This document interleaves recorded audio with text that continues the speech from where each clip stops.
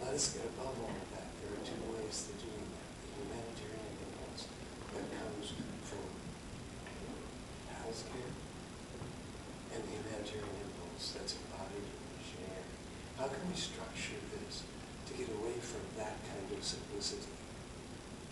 So of all those arbitrary distinctions, we would point out that there are some that are brutally common to all people. Morbidity and mortality. I make those definitions for medical students. Mortality is the loss of years from life. But probably more tragic is morbidity, the loss of life from those years. How can we reduce those? And how can we find out a way to save lives, both in the sense of reducing mortality and in trying to enhance those lives that are saved? Reduction of morbidity. And I point out that on the planet, we have about 4 reasons for the immediate loss of life. Now, immediately when I ask my students, what are the largest causes of death on the planet? Heart, cancer, stroke. Wait a minute. Those are diseases of 55-year-old white males. By definition, legislators, therefore, are funded.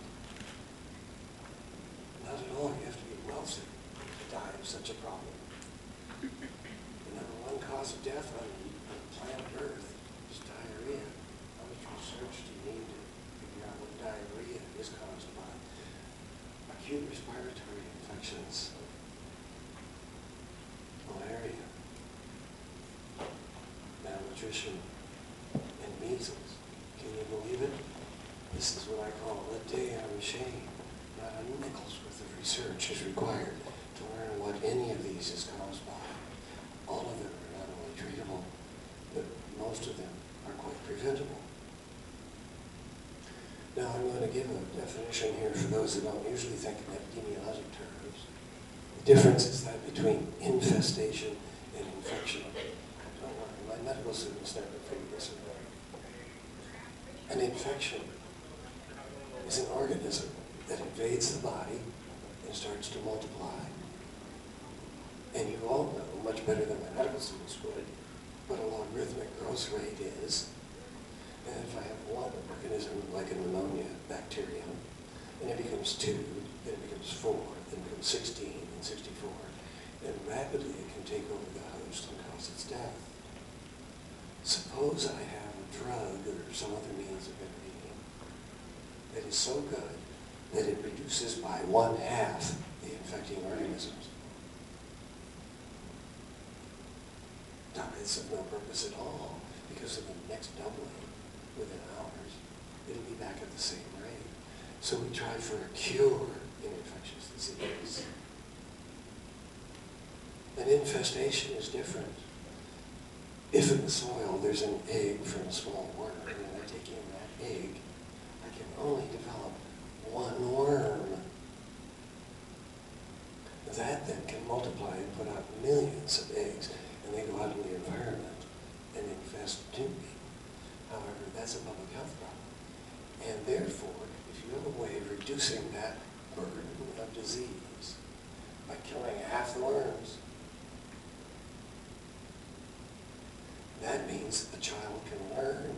A woman who's pregnant can bear that child.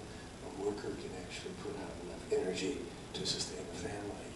So disease burden, we talk of control, not cure. It is not my job to cure the world. However, what I am trying to do is find out means that they themselves can learn and to employ to control the burden of their disease. And how is it possible? Well, we have a number of those diseases that are quite neglected. So here are those causes of morbidity. They have fancy names. I love them because they sound more like poetry than they do. Planoarchus sinensis, Diphilobacterium bothum, Enterobius vermiculatum. These are worms. Very simple, very straightforward. And I just described it to you. An egg comes in. It's one creature. That creature can continue to produce. However, that burden is easily controlled. Schistosomiasis, another fancy word that simply means that anyone who has exposure to water there is going to be contaminated by this. The filariasis, all of those make it very difficult, though they do not kill the individual, typically at least assumed. They put a burden of high morbidity. So how can we leave people? I can assure you right now that those neglected tropical diseases that I just listed 5 are not medical. They are engineering. How can we structure the environment to remove exposure to such contaminants? And you know how to do that. I am constantly confronted with the fact that the large burden of disease I see is Watsan. You know that, and I have less facility with it. So clean water and sanitation is one of the things that I'm constantly asking to bring with me some of you, along with my surgery residents, and along with my ID fellows and others. Because you're going to do it wholesale, we do it retail. No, that's fine. Everything I've talked about is far, far away. Lots of people have interest in doing this experience with me because it's exotic, it's remote, it's quite an adventure. Yeah, it is. But remember, I require, but don't furnish the motivation. So someone is coming and says, I want to go with you to these remote places and have this wonderful experience because I've never seen the Nile. I've never been up to the highest mountain peaks on earth. Go whitewater rafting. I'm not an adventure travel company. I happen to have more adventures than any of those. But if you're going to convince me, you're in Rutgers here. Look at Newark. If you're talking to me and I'm in Washington, D.C., I point from my window and I say, here's Clinique de Puebla. After you've gone there for a few months, come on back and you will understand. So when you say, I'm only going abroad because that's an exotic experience, it can't happen here. I was on the first aircraft. We had to put a runway in front of us with a bulldozer in Jefferson Parish, New Orleans, following Katrina. And I can assure you that there were not too many differences among the circumstances of the people I left from Eritrea to come to Louisiana. And the differences were only twofold.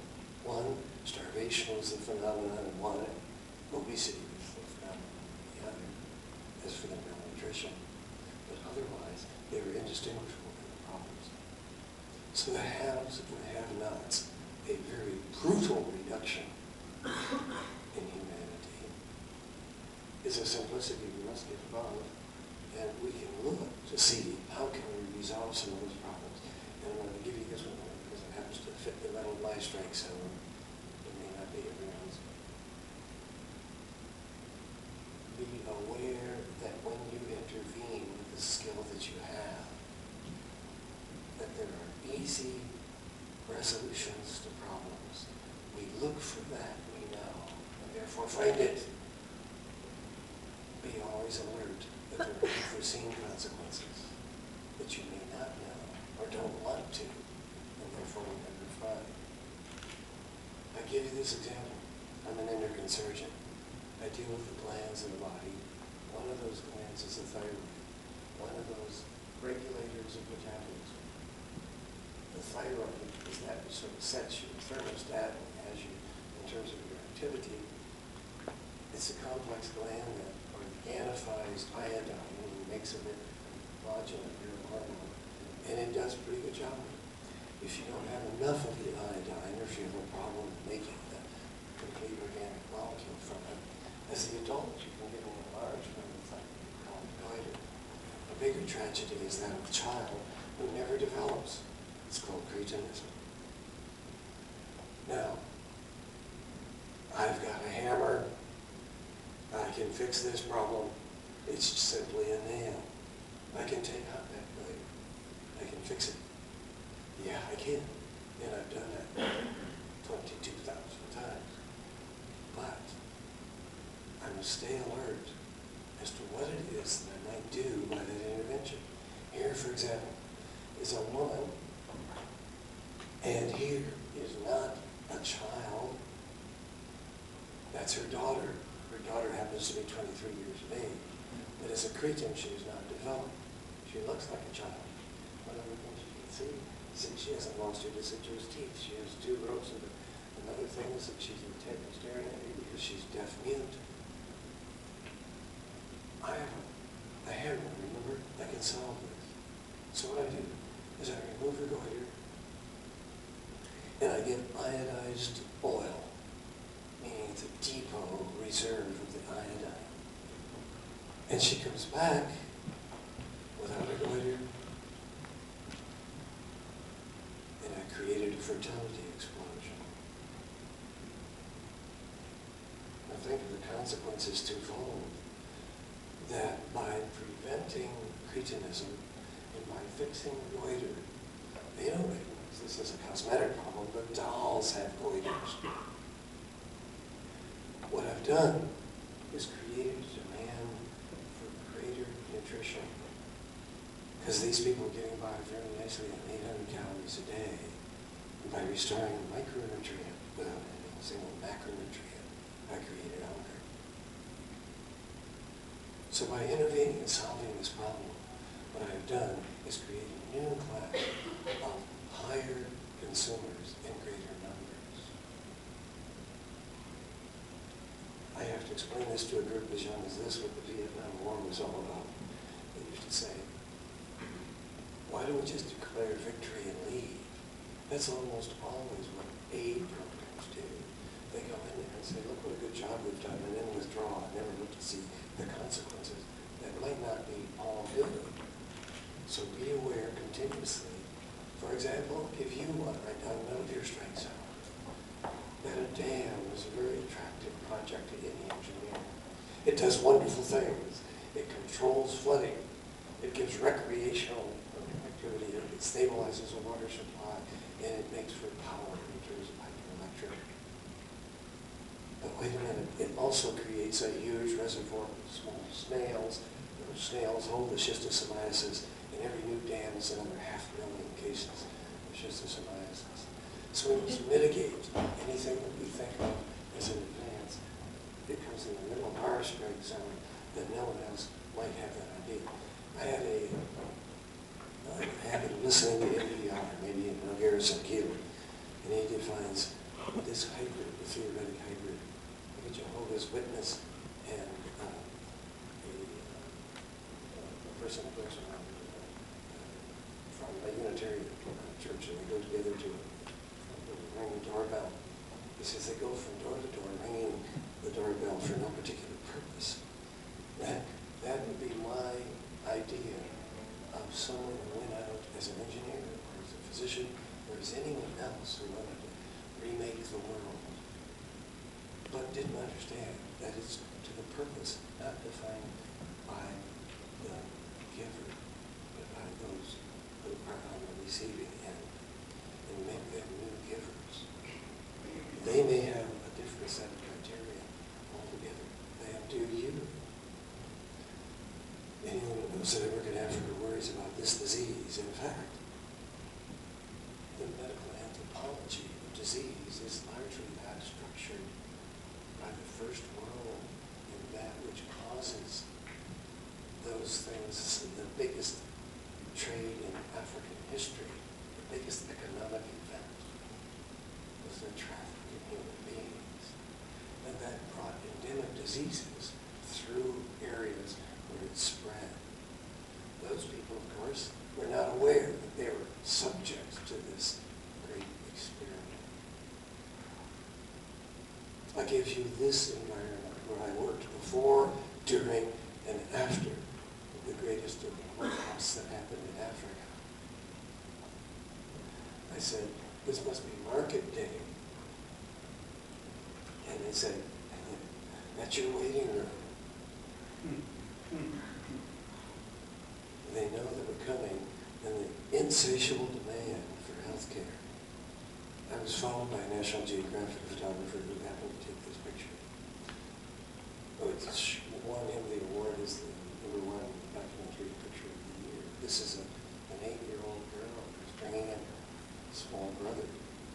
And in the line outside the queue you just saw, she collapsed. So we brought her in, and I realized at this moment, she was lying unconscious. That's when she lost the pulse. So I had Juma come by, and I said, Juma, get this IV started, because I'm going to be busy for a few minutes. And I said, I'll back you up if you don't hit that. I will help you. So Juma tried, and Juma got the IV started. We gave this small 8-year-old 11 liters of fluid over the course of the next 8 hours, and she woke up and looked around, was very startled, said something we didn't understand, walked off, all alarmed because she picked up her baby brother and carried him out of the clinic. And I said, as I rushed over to the door, I wanted to yell as opposed to nap. I want everyone to know that's Juma's save, not mine.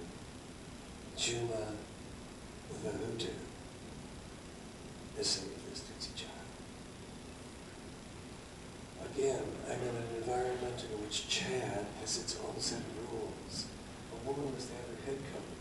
If she doesn't have her head covered, she's a prostitute.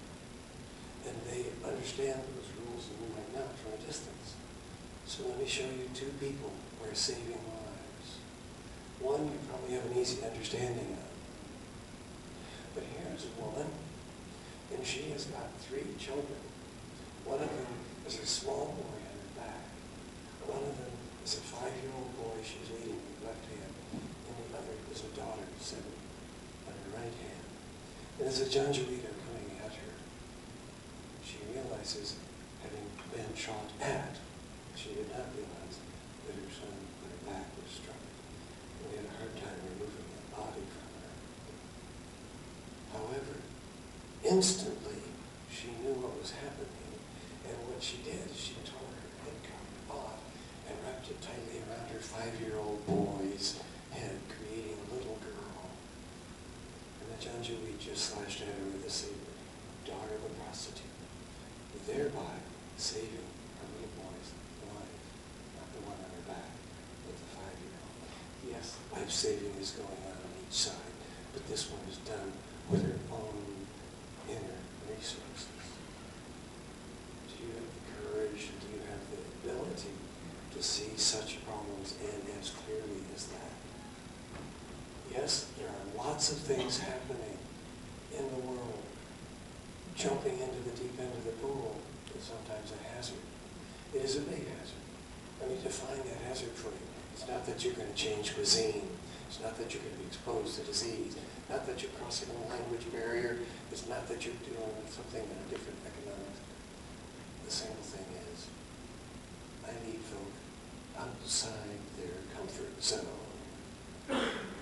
That's where I live. That's where learning is most intense. So the learning experience I call transformation. I am here in Mother Teresa Clinic in Addis Ababa, Ethiopia. With me is a fellow named Ray Coates, good friend of mine. We've been together a long time. The 2 things that I brought there were some experience. One of them, having gone up in the Ethiopian highlands, I bring back this goat herder who's carrying a goat over his shoulder and shortly develops this morning cellulitis.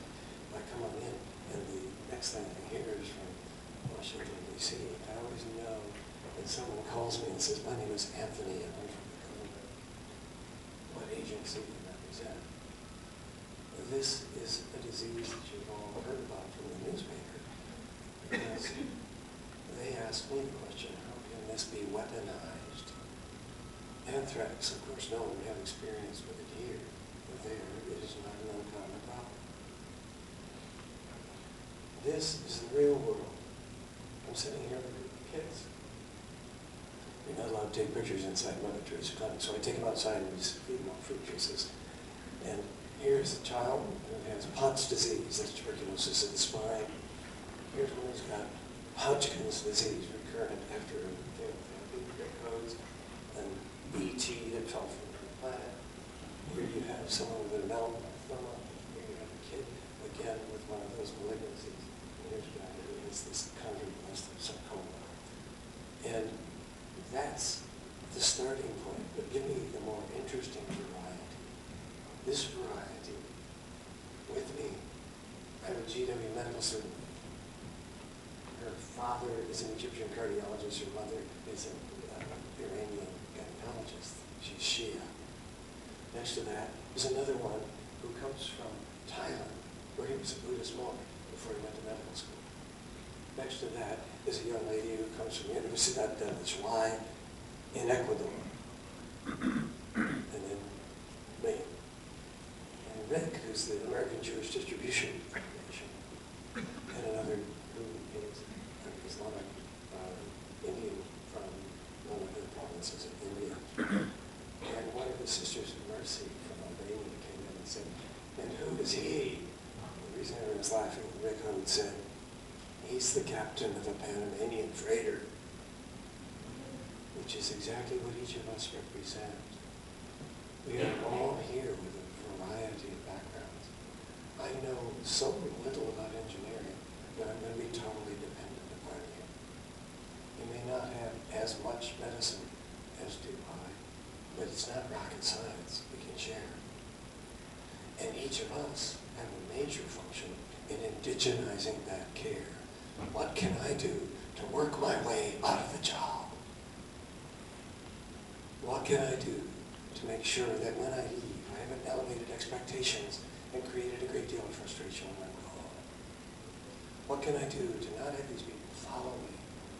No, I want them to supersede me. They must do better with what they have, and that's the single secret. We're here in Rutgers, we're here in America. We have redundancy in depth, a great NASA term that I like because it says exactly what it is. Redundancy in depth is a redundant term. There, they have to take care of bigger problems in larger numbers with fewer resources, and that's a lesson we have to learn from them, not the other way around. As a consequence, that which you will see and that which you will do going forth from here as EWB over those boundaries are to see as they do, and perhaps with the additional skills and the huge advantages that you have, having had an education that any one of them would give 20 years of their life for and have. There are fascinating things, of course. The middle one there is a crocodile bite. The Nile fisherman who was walking along with his spear, trying to spear the catfish, and was pulled down from behind. He was thrashing in the water, not knowing quite what happened. And by accident, that spear caught the crocodile into that tiny little walnut-sized brain. So I can tell you that it was 3.4 meters long when you found it.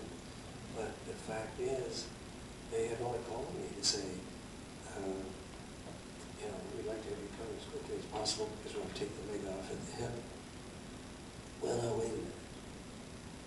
Well, why not give it a try? So you see, we put in there laughter, we irrigated it, you see the brains and everything else like that. The fact of it is, that's a long shot. But I went back this next year, 6 months ago, to the Upper Nile in South Sudan. And this man led the dance at the reception. That's a miracle, not of my making. Perhaps the miracle is that I'm there, and that they are carrying on and doing it better. There are many things that I could refer to from areas of the world that are called failed states, or shall we say pre-failed states in the case of South Sudan. There are many of those folks who don't have the advantage of a structured environment. They can't gather a group this large. They don't have electricity. I spend an enormous amount of my time cleaning water for our own being. But wait a minute, that's 1/3 of the daily activities of a woman in Africa, is getting water, and it won't necessarily be clean. So there are many things that we can point out from these examples. These examples are as close as this one. I've had blessings from the Dalai Lama. I've had priests that have consecrated in clinics. This is the first time I've had a voodoo priestess. I said, would you do me a favor for the students? no sacrificing of the chickens just for their sake. But these are environments where your skill combined with the humanitarian impulse that brings you to an EWB conference means that you will be able to see through that complexity to a simplicity that may be beneficial, but always carry with you the idea that you must be careful in imposing a solution they might not choose. You have problems with starvation. You're having too many children. I know how to solve that. Put in a birth control. Wait a minute, that's my Social Security system. You have a problem. You have floods here part of the year, and it's dry the rest of the year. We'll build a big dam. Well, wait a minute. That's the only arable land here that you just flooded. Remember then that we approach each of these problems not as someone coming with a white horse and saying, what only politicians and physicians ever come up with an arrogant statement like this. I know what's best for you. Wait a minute, you don't even know me. How can you possibly know what's best for me? So listening is what we do a lot. Telling them what should be done is something I wait to hear from them. And it is possible, even when the barriers are broken down, here, right exactly where the typhoon had just gone through, are groups of people. I have a socially embarrassing problem when I get together with them, but they have a problem with endemic goiter. They don't need to have that operation if we can prevent it. So we go up into the highlands and we use the iodine that I just mentioned as a distribution thickening in depot form. And now that's the new team. They don't need someone from air filtering to come and pop up. Medicine in the world, I keep saying over and over again, is not a white man off an airplane. It's more often an indigenous woman who knows how it is to prevent this disease. Here is the place that you know about from the news. Can you imagine being a woman in obstructed labor and they say, we have to take you somewhere where you can have that operation and we take the child out. She gets in a taxi, which you see on the left. It goes through the surf. It comes to Puerto Princesa, the capital of the province. Puerto Princesa has a hospital. The physicians in the hospital know English and healthcare. 2 tickets of maternity that let them make a huge jump, make it a 50-fold increase in their income if they can find their way to the Middle East or to Nevada or to New Jersey. They then supply most of the remittances that constitutes 3/4 of the GDP of the Philippines. As a consequence, there's an acute healthcare shortage in the Philippines. Because it's exported, because they use English and they use healthcare as their ticket to the new world. So here's a woman coming across the surf in obstructed labor in that device and comes to the hospital where a young man I had just seen, 18 years old, has tetanus. Tetanus, do you know what tetanus is? There are 100 cases a year in the United States because it's so easily preventable with tetanus toxin. There are 100 cases an hour in Africa because immunization isn't universal. This fellow has tetanus and I want to see how he does. So I start him on whatever I can. I have to do a hand ventilation because we don't have ventilators. Then we try to get him to the point where we can stabilize him. So when I heard about this woman who comes to the Puerto Princesa, capital of the province hospital, and the physician is left to go to a nursing home in Nevada, there is no doctor in a hospital with 250 patients. So after doing the C-section, I wanted them to see how this fellow was doing. And in fact, the nurses, they have to do what it is that can be done. They're functioning very, very much as physicians. There's no alternative. Well, we've got all this stuff. We will be able to control our environment. Here are the icons of American invincibility. Put another hurricane of the kind that went through the Philippines, through an environment such as Jefferson Parish. And immediately we are reduced to the same circumstances. So it is not just disease I'm using as my model. Look at the engineering that makes of all of us victims of our environment. And the only way we survive is not as individuals. Relationships are the key.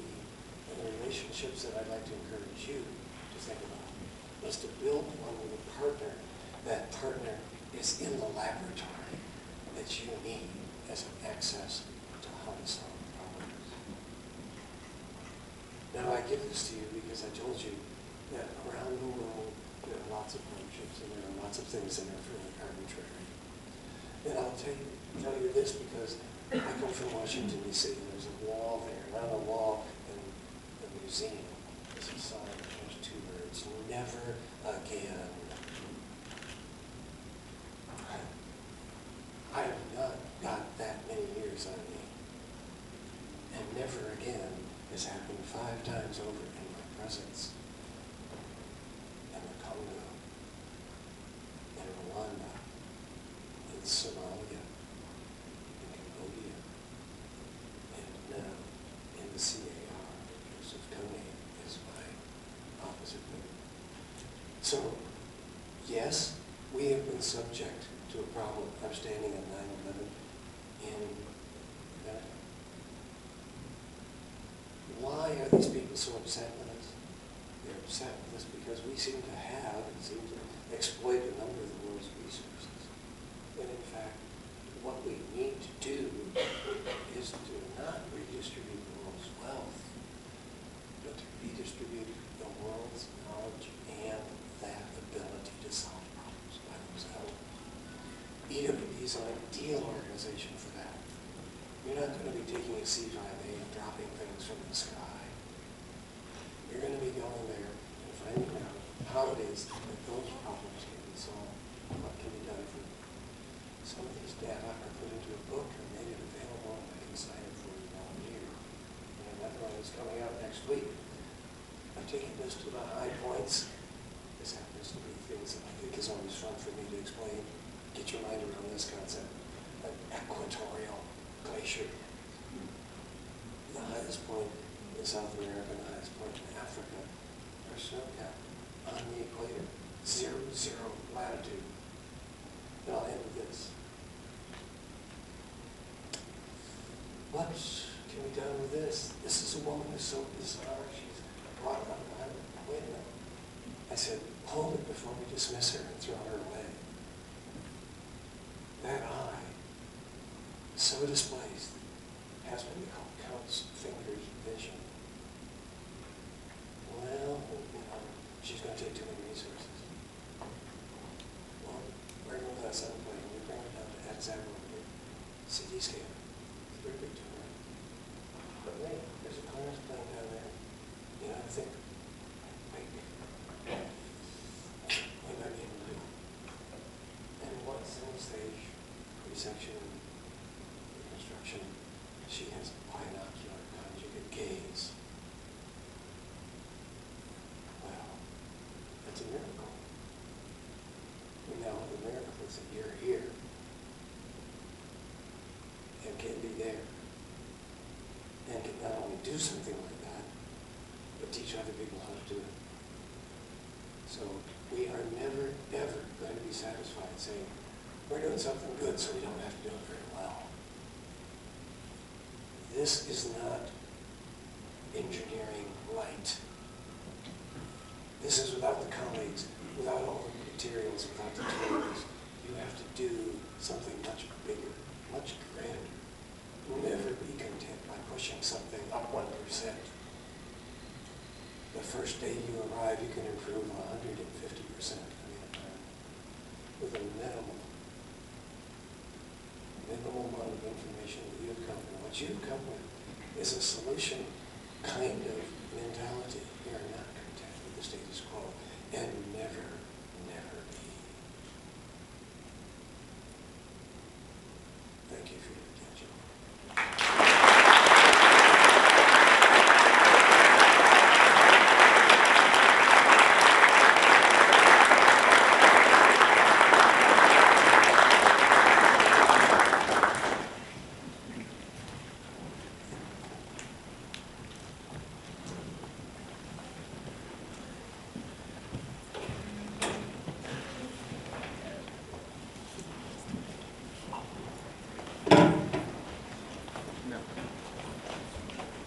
Thank you, Dr. Gilholm.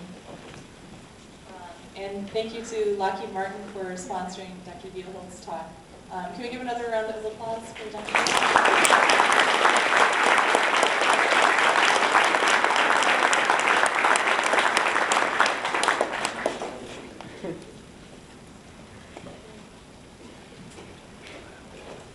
Here is Brian, who is actually the webmaster for the Northeast region, and he's also an employee of Lockheed Martin, so he's going to make a comment.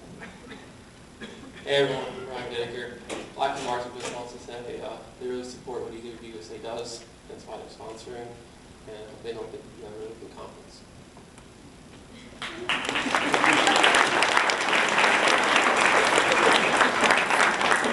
All right, so now we're going to hear a few words from Cathy Leslie, the Executive Director of EWB-USA, and she'll tell us a little bit about how things are going.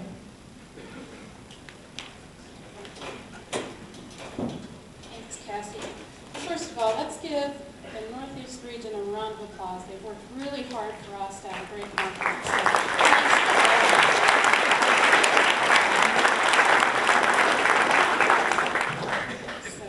Good morning.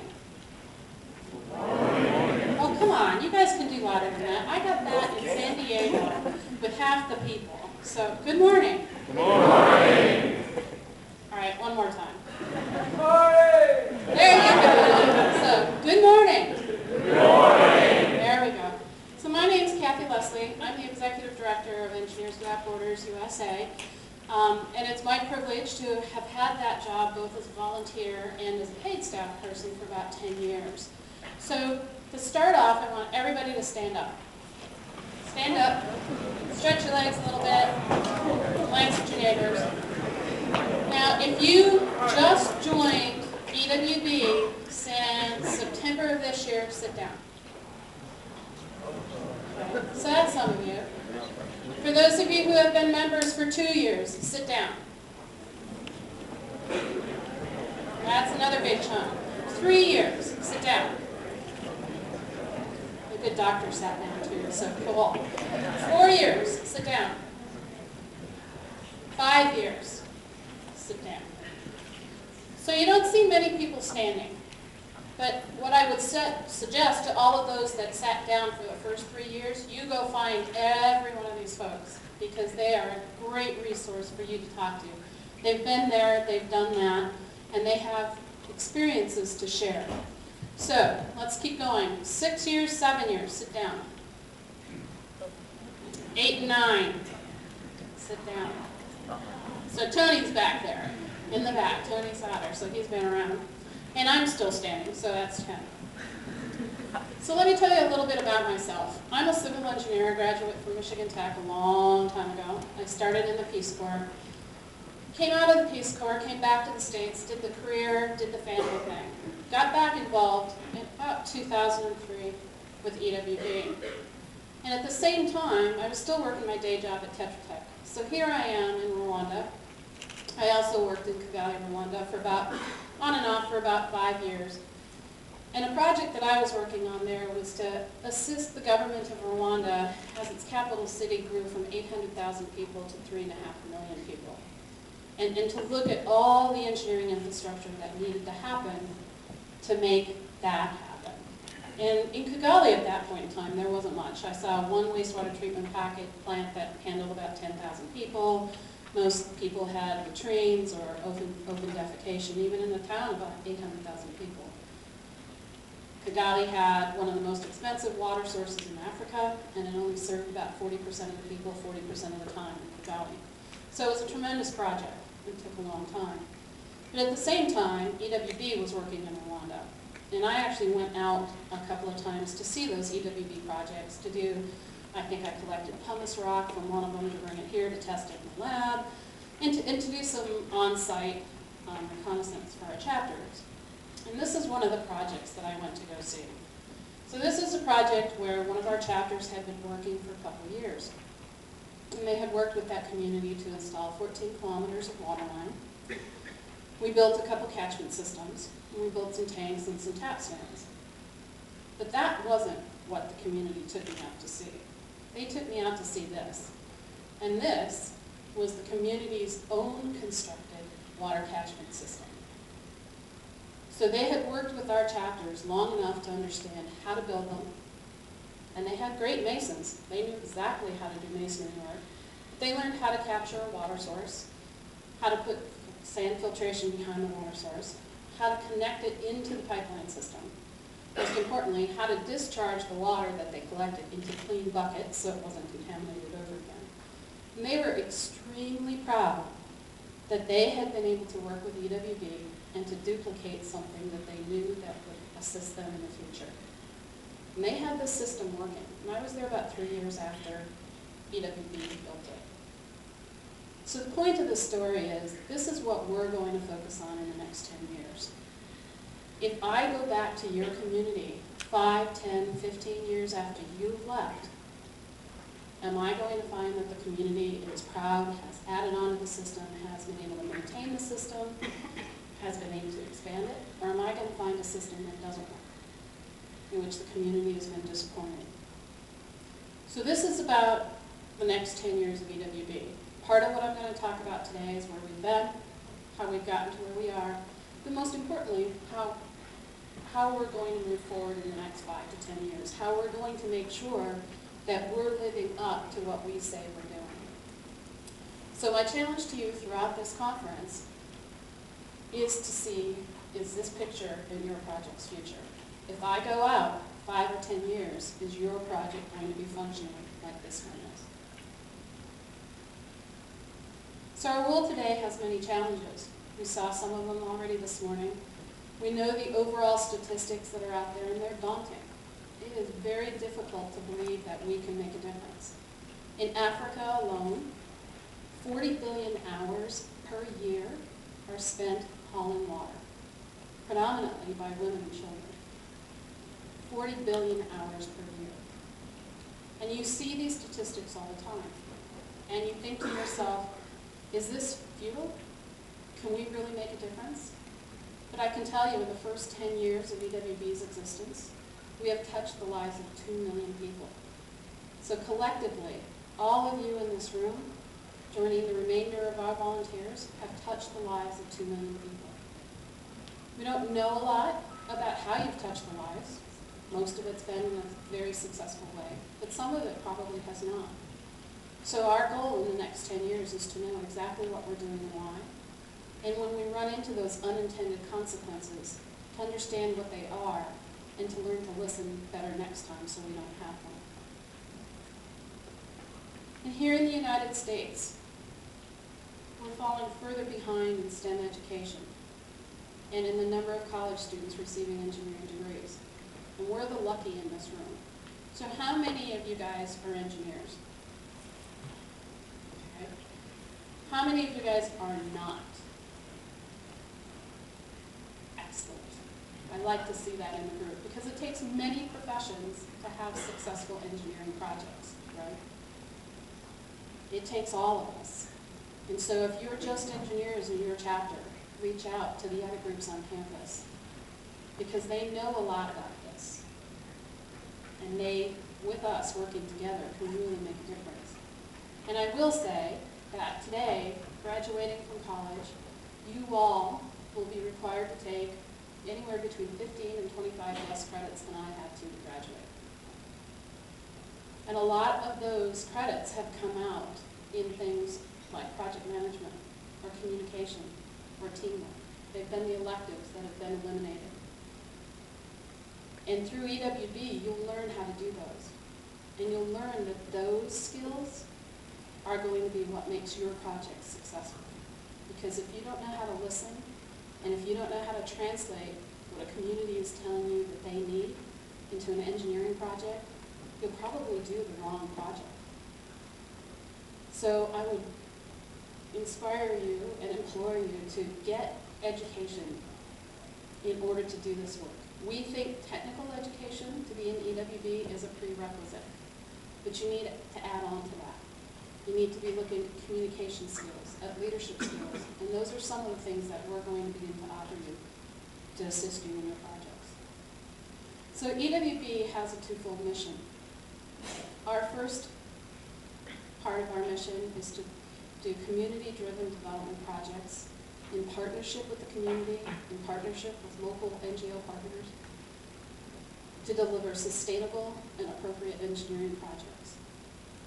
But at the same time, we understand that by doing that, we create transformative experiences for ourselves. And we're very intentional about that experience. We don't expect you to be comfortable all the time.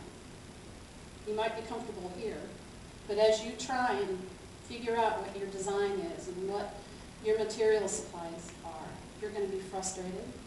You're going to be saying, well, if it could only be this way. If you go in country, you're going to be hot. You're going to be dehydrated. You might have diarrhea. Some of you have had malaria. You're going to be uncomfortable, and you're going to be frustrated. But it is the most rewarding work that I think you will ever do. And it's certainly been the most rewarding work that I've done. And how do we engineer this change? EWB-USA makes a 5-year commitment to the communities that we partner with. And today, we have about 370 of those community relationships. And within those community relationships or programs, with EWB's vernacular, we are doing about 600 engineering projects. So as you can imagine, if you're working in a community for 5 years, you may not just do one project. You might do a water project followed by a sanitation project, or an energy project followed by a latrine project. And that is how we do it. We create long-term relationships with these communities. We're not a one-in, one-out type of organization. We're going to install water here and then we're done. We work with the communities over a long period of time to figure out what they need. Not what we want to do, but what they need. And as I said, we have 615 projects around the world, predominantly in water and sanitation, but also energy structures such as bridges and clinics, roads, agricultural projects, and others. So one of the things that we talk a lot about is that EWB is not an international travel organization, and you heard the good doctor talk about that as well. And I actually found a YouTube video that kind of epitomized what the white volunteer is renowned for these days. And I want to say up front, I don't think this is you guys, although I do recognize a few little pieces in here as EWBers. But I want you to watch this. I've been told that some chapters actually want to use it in their chapter meetings. You are a good person. You spend time with your family. You work out at the gym. You conserve water while showering. You like nice clothes. You give to charity. You recycle. You drive a Prius, but you use your bike when you can. You enjoy the occasional distraction at work, and you always send a card on Mother's Day. Always. But there's a part of you that tells yourself that you're not so good, that you could be doing more, that the world is falling apart at the seams, and all you've been doing is yoga. One day you see that the rainforest is being destroyed at a staggering rate of 32 million acres a year. That's the equivalent of one football field every 78 seconds. You feel bad, angry, guilty. You've been apathetic for too long. You want to do something about it. You must do something about it. Well, this is what you're not going to do. Quit! You're not going to quit your job, leave your family, get on the next flight to Nicaragua, take a bus to the edge of the jungle, then hoof it across rivers, lakes, and streams on a quest to the very heart of the rainforest. Take me to the heart of the rainforest. We're almost there.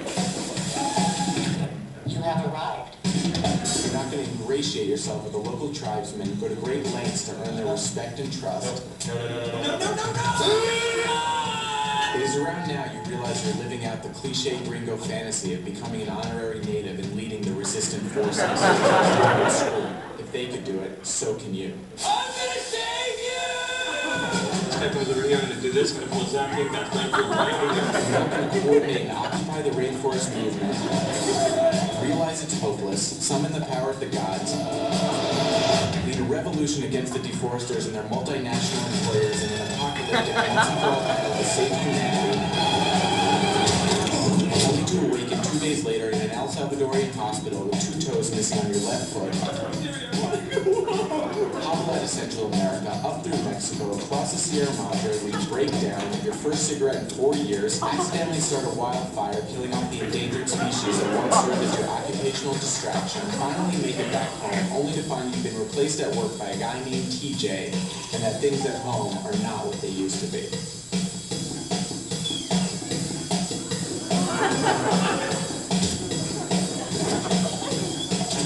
You're not going to do any of these things, but what you can do is follow the frog.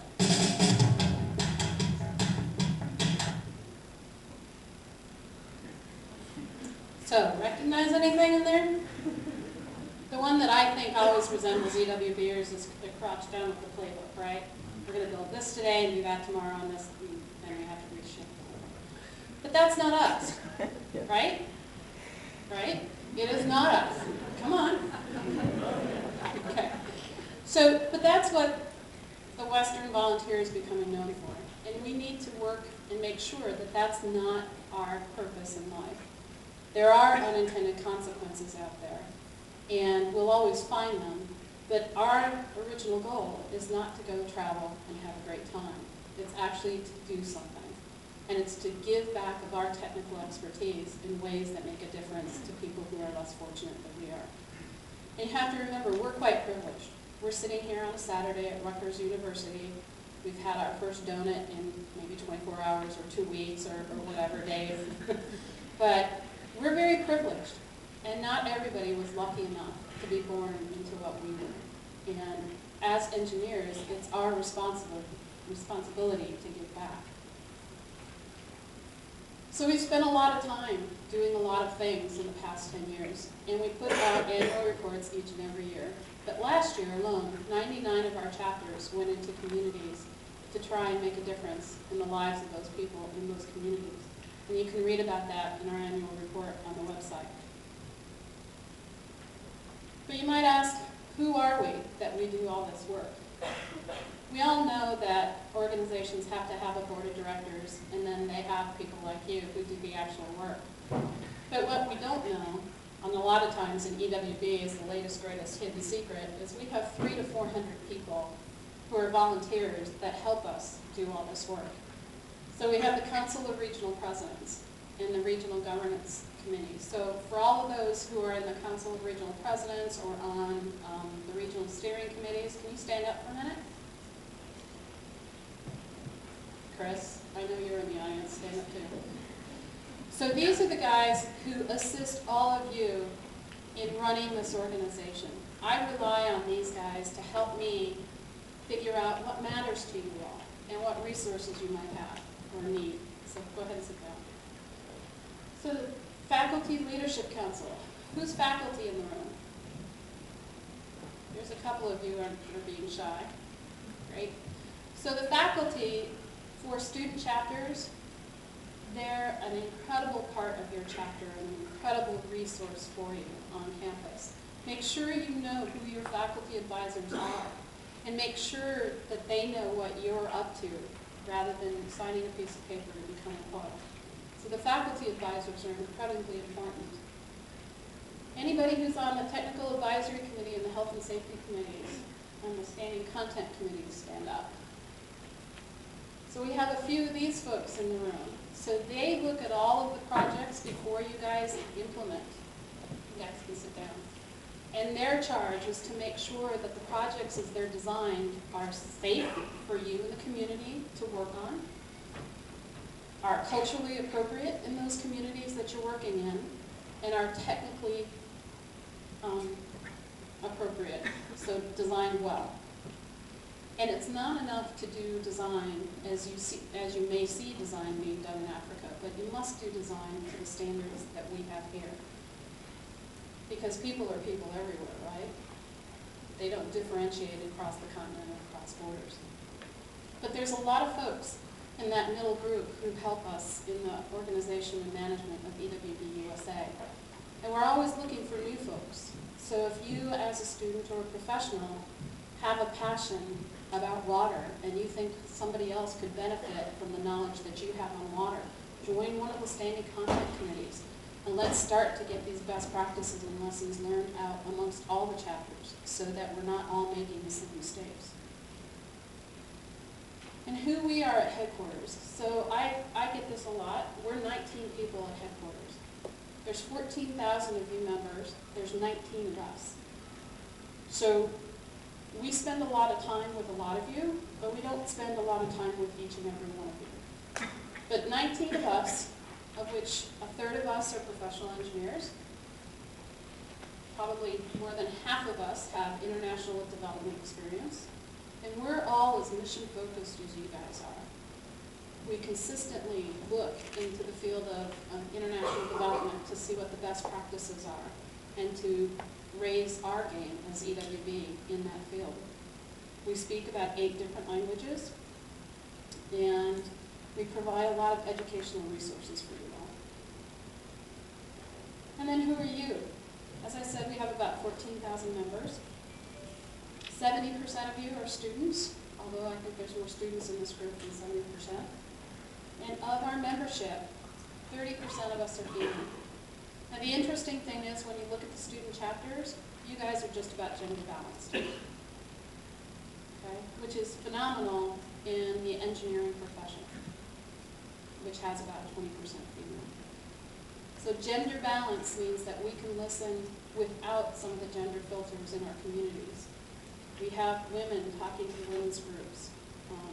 I don't know if you remember back when maybe your chapter's an early chapter, but did some of the young men in your chapters have problems talking to those women's groups? I would dare say you did. And so it's great that we're gender balanced. And we're beginning to celebrate our leaders in this organization. One of the things that I think engineers don't do very well is celebrate the accomplishments that we've had. And we've had a lot of great accomplishments. We always want to do more. We tend to be aggressive overachievers, but we always want to do more. But we want to stop and celebrate the successes that we've had. And these 3 folks are a student, a faculty advisor, and a professional who have made a big contribution to EWB and their community. And so my challenge to you guys would be, will this be you on this slide next year? Nominations are open on the My EWB-USA webpage, but if you know of somebody in your chapter or in your region or in the organization that's doing a phenomenal job in their community, in their chapter, nominate them, because we would like to celebrate our successes in this organization. And then who are all of you? Well, you know what? You're the next leaders in the generation of engineers. Through EWB and through some of your other experiences, you stand light years ahead of those that don't have this type of experience.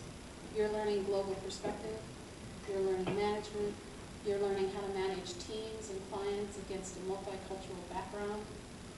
You're working outside of the engineering discipline. You're not only multidisciplined, you're transdisciplined. And some of our sponsors will tell you that to hire you guys is like hiring an engineer with 5 years of experience. But you all are in charge of keeping your chapters vibrant, of recruiting and engaging and retaining your members. Because without you, we wouldn't be making these impacts on communities. And as I said earlier, 14,000 of you touched 2 million people in the last 10 years. And that's pretty remarkable. And we have our partners, our corporate partners, from ASCE to Boeing to CBM Smith, all the way down to Penetron and Gannett Fund. And without our corporate partners, we wouldn't have the funding to exist.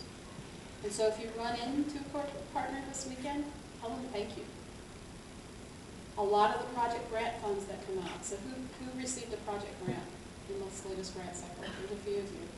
We were able to award 62 grants out of 125, and it's due to those corporate sponsors. So say thank you. As I said, we have about 389 programs in 47 different countries. And if you see the 389, and you're probably saying, well, she had 369 on the slide five slides ago. And that's because it changes. It increases every day. So when we pull our statistics, they tend to be different. So we have 389 programs in 47 different countries. And we've started to improve our reporting procedures. But I have to tell you, we still assume too much about what we've done in those communities.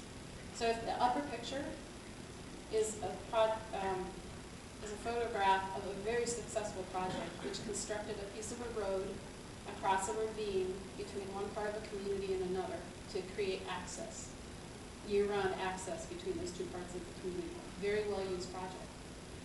But if you look at the project down below, that's a building, a CMU building.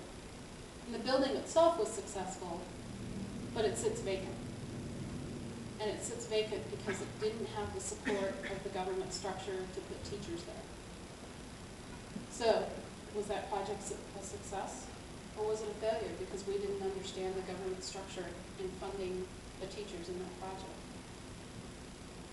So as I said, we are going to spend the next 10 years and beyond looking at what is actually happening with our projects. We started this effort in January of this year. We got together our donors, our board, and the staff, as well as sending a survey to all of you to find out what we wanted to know about the success of our projects. And it's important. This is a snapshot of some of our early Guatemala projects. And for those of you in back who can't really see all that well, the red means failure, and the green means success. So if you look at the first column, you see water pumps. And it's a sampling of, I think, 8 to 12 water pumps. But you see mainly red there. Anybody want to hazard a guess as to why those are red? You can't use the broad term maintenance, but other than that, anybody want to hazard a guess why those water pumps were failures? Okay. Those water pumps were failures because they came from the U.S. and the community couldn't fix them. So they failed. See the next two columns? The water with CR and the water without CR. So CR is a circuit rider. How many of you guys know what a circuit rider is? So there's a few of you. So a circuit rider program is a program that is in country where somebody goes from community to community to community to assist those communities in maintaining their water systems or maintaining their energy system. It's part of a utility setup, but they're there to help the community with things that the community might not experience every year or every 2 years, but they're an additional resource. And so those projects in Guatemala found that if you had a circuit rider, you were almost guaranteed success on your water projects because that community had some outside assistance. But if you didn't, those projects were failures. Because eventually what happens with the water system is somebody will get mad because their neighbor's taking too much water, then they'll take their valve off and let the water free-flow, and all of a sudden the system goes into disarray. And it will fail. And it won't fail a year after you're there. It'll fail 4 or 5 or 6 years after you're there. So for those of you who are working on a water project and didn't know what a circuit rider was, I think you should be asking your project manager or your mentor, is there a circuit rider in the community in which we're working? And figure out how to do that. Not to say it can't be done, but the odds are against you being successful if that community doesn't have some outside assistance. So I'm not going to go over the rest. You'll find this report on the news section of the EWB-USA website, where we're going to start putting reports like this so that we get the best knowledge out there that we can to help you guys in doing your projects. But this was the first one that we did. A volunteer did it in 2011, I believe, and has since gone back and fixed a lot of these failures. But as part of this, we took a look at what we could change as EWB and what we couldn't change. And I don't expect you to read all this, and Tiffany will go over it later as well, but there are things that we need to understand that will never change in these communities, and the things in gray, like state, economic, and the social environment. We don't work on that level, and we have to trust that other NGOs and the government itself is working on that level. But there are things that we can change, and that's making sure we do the right project, that we listen to the communities, that we use the right materials that can be maintained or sourced locally, and that they are sustainable projects. So we're going to spend a lot of time focusing on that in the next few years to make sure that we understand what we're doing and do it very deliberately and very intentionally. And this includes monitoring and evaluation. So you'll hear about a PMEL program. And PMEL stands for planning, not project, but planning.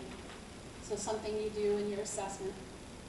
Monitoring and evaluation, something that you do all the way along and as you end your project. And then learning, which is something that we as an organization will do after the projects are completed.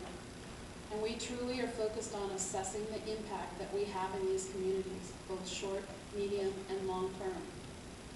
So you hear a little bit about this from Tiffany later today. And then for the next, as I said, few years, we're going to implement this system. And we're going to move forward as an organization.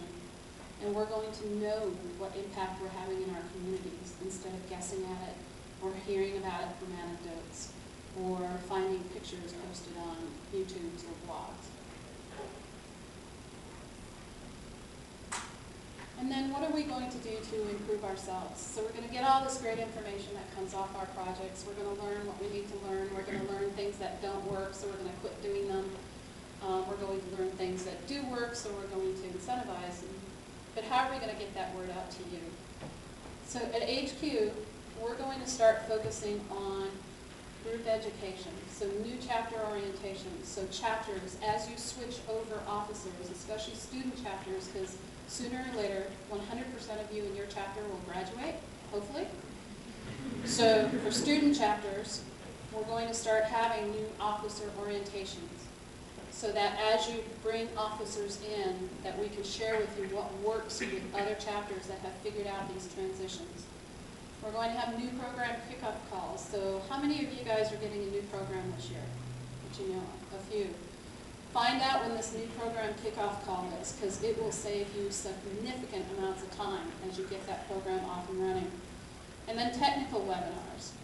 So we're going to start doing these technical webinars and show you exactly what we're looking for you to do as you progress through your project process. And we've got them on assessment trips for water supply. We've got them on structure assessments, the project process, preparing for your latrine assessment, and planning for sustainability on assessment.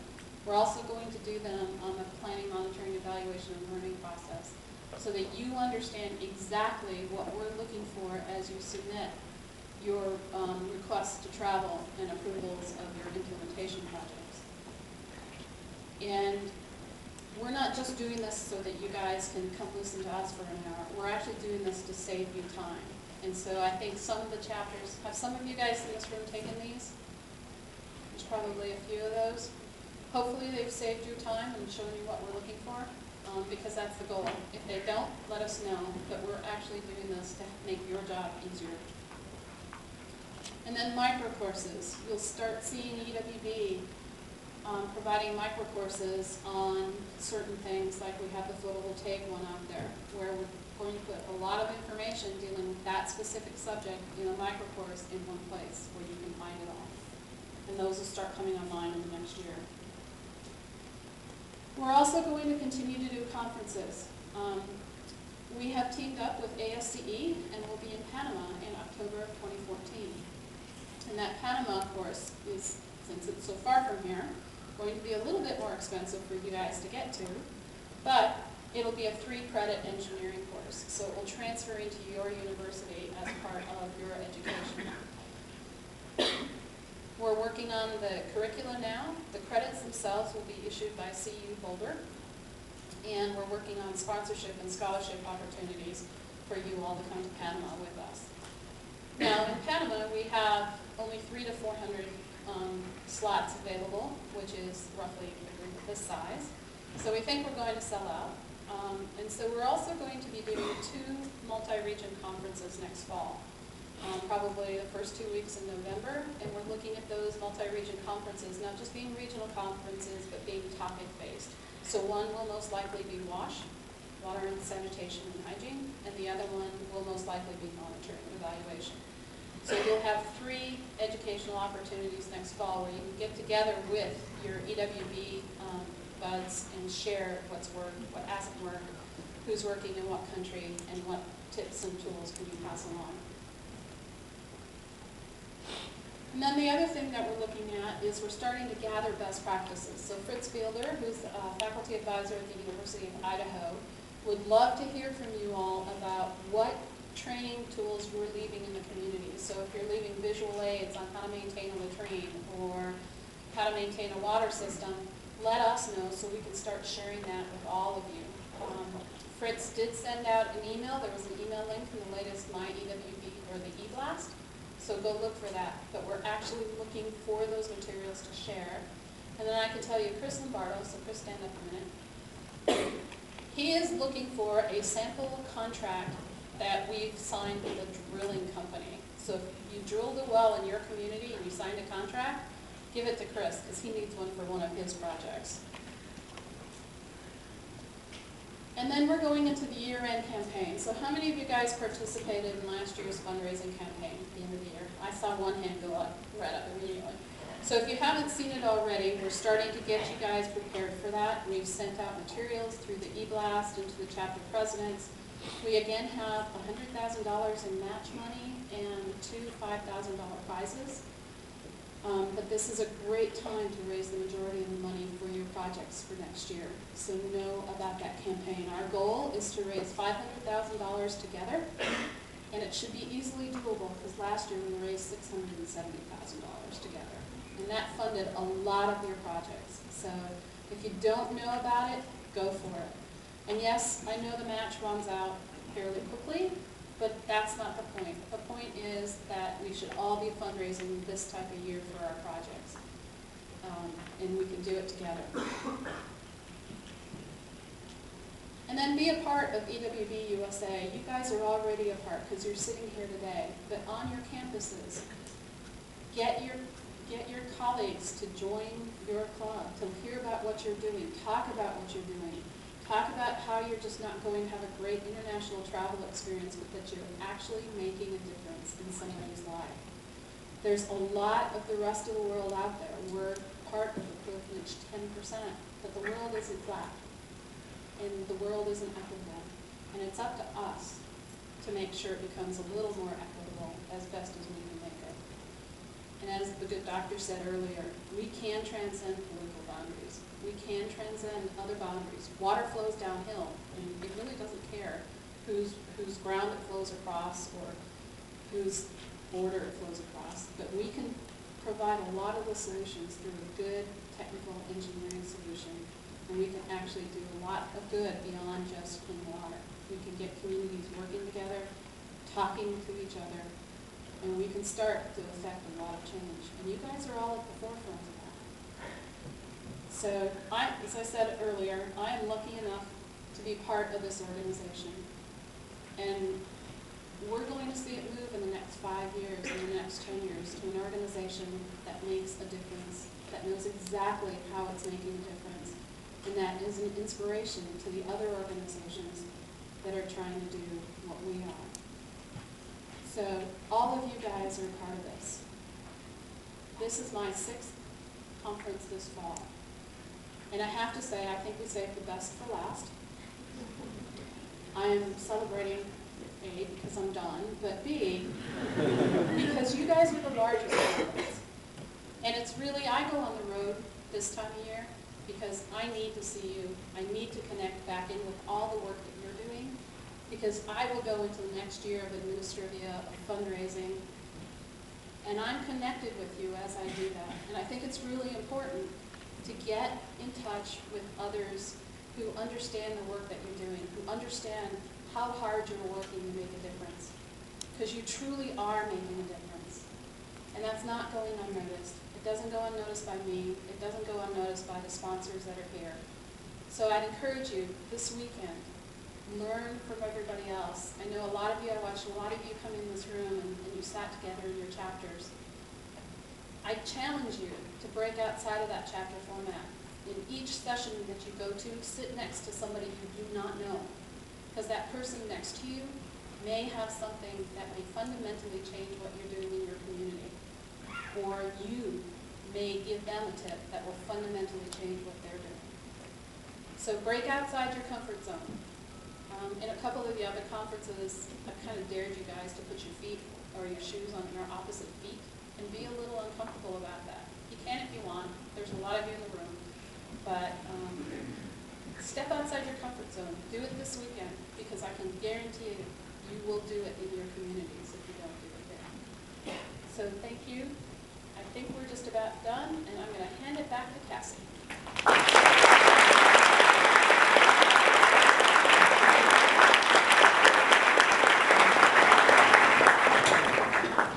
I'm going to ask Rosemary Howard to come up to the stage too.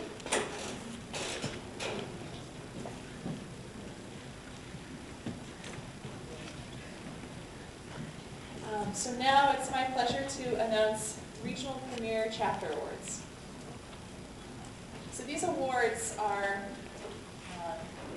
given to the chapters who display excellence in organization, in fundraising and public relations, excellence in their faculty advising and mentoring relationships, and also in their chapter and regional participation.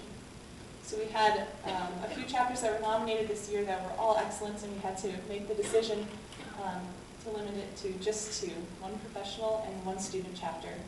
And I'd like to announce those right now. The 2013 EWB-USA Regional Premier Chapter in the professional category is the New York City Professional Chapter.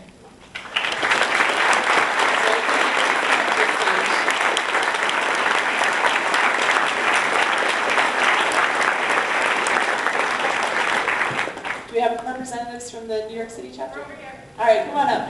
Anybody else? Tim's a long-time member. Yeah. All right, Jessica.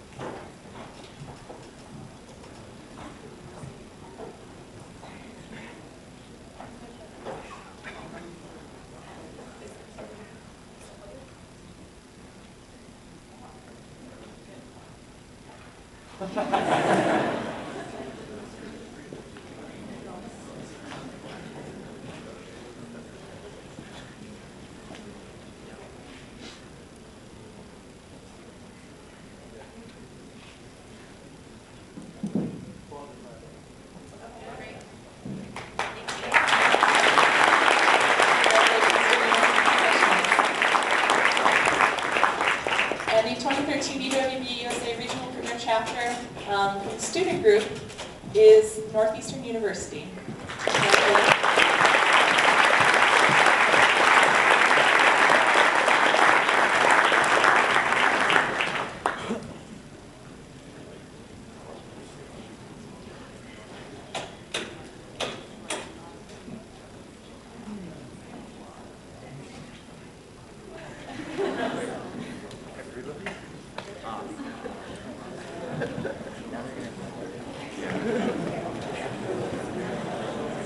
had really great attendance at the regional conference.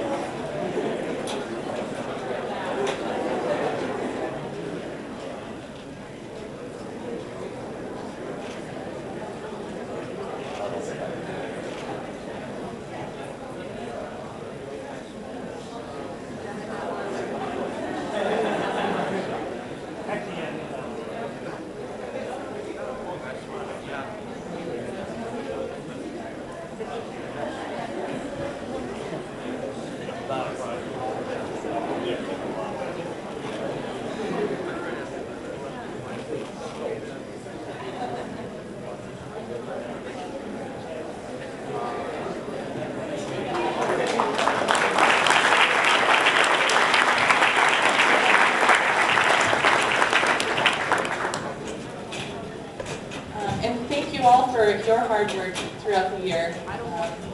It's been amazing to get to know your chapters, pretty much all of you. It's exciting what's going on here in the region. So, just a few notes too. Lunch today is going to be held with your state rep. So those rooms are divided out. You can see that in your session.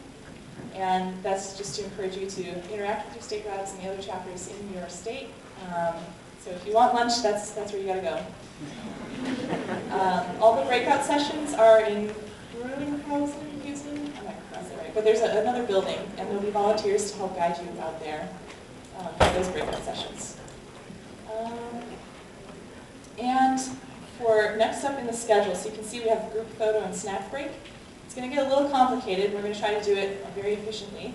So the plan is to have the group photo outside and across the street on some steps out there. And we're going to have you all go out and do that immediately. And then after that photo is taken, you can come back in here and have snacks in this room before going into your breakout sessions. So we're going to ask you to move very quickly out there. We're going to do a full group session, a photo, and then we'll probably have a second photo with the Regional Premier Chapter Awards, followed by the Rutgers student volunteers, and then the regional committee members. So let's go out and do that.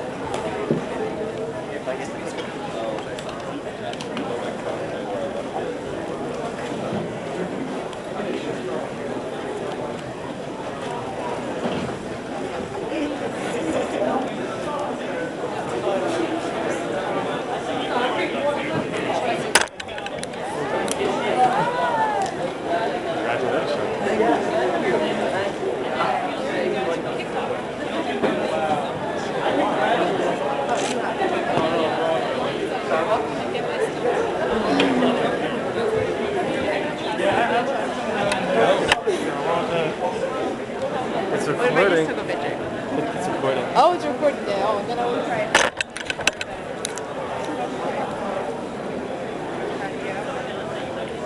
A little bit.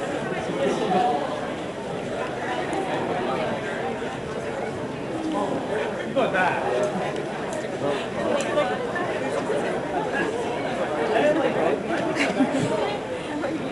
Follow me on Twitter.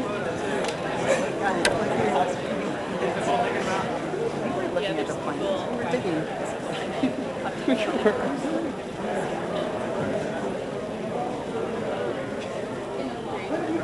really good. It has some. I'm only realizing now that there's a Did lot you of... know you